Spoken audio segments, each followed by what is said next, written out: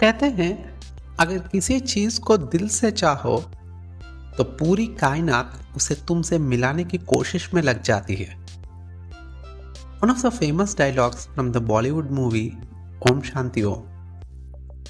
It means that if you wish something from your heart, then the entire universe will try to fulfill it. I believe the same thing happened in the case of my high performance leadership project during my journey of Toastmasters, wherein my universe comprised of my project team, project guidance committee, and the guest team. Good morning, listeners. Here is Giridhar, and you are listening to the podcast Giridhar's Gardi that is full of my personal experiences, ideas, and opinions on various subjects. This episode is all about one of my most ambitious projects, HPL, that is High Performance Leadership in the Journey of Toastmasters. Let me divide my experience into three segments, that is before HPL, during HPL, and after HPL.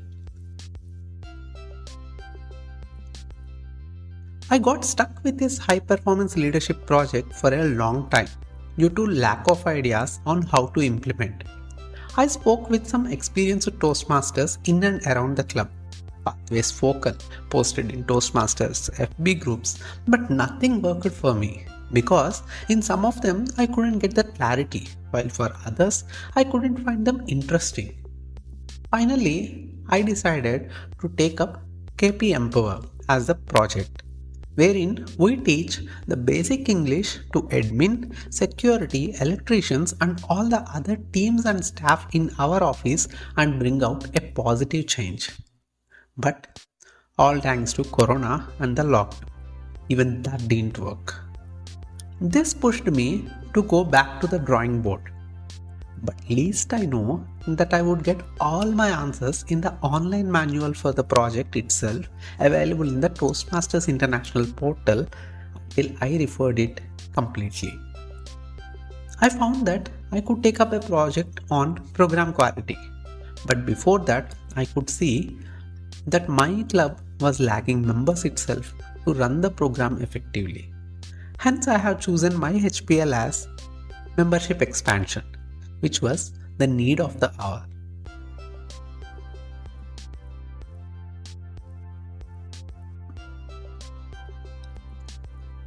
I already built some confidence by bringing new members to my club in the term that I served as a president.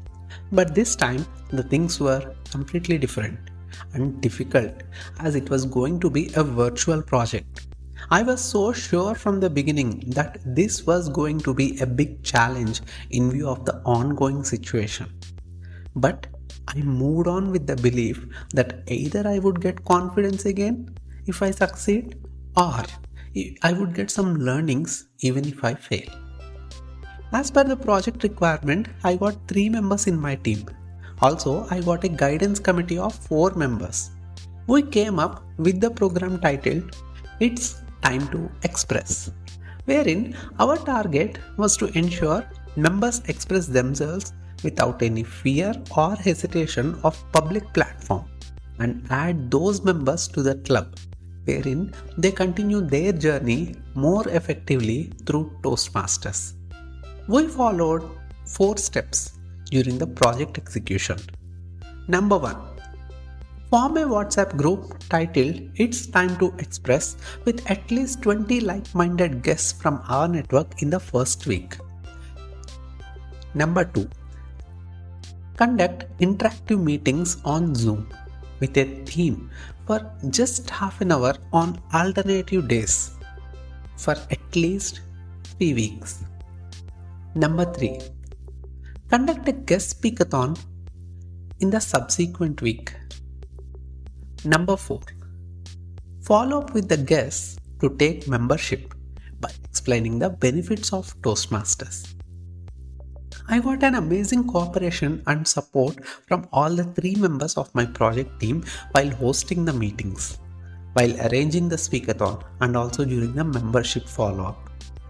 Equally, my project guidance committee helped me a lot in the back end with their brilliant ideas like dividing the members into groups, leader assignment, team activities, and many more during all our 5 meetings throughout the project.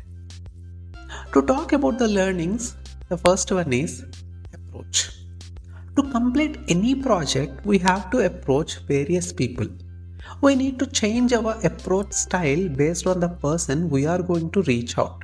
Because end of the day, we have to convince them to be part of our project. Our approach should always be in a pleasing way. And if we can explain the person about the benefits that they are going to get in doing our project during our first approach itself, then we are halfway successful.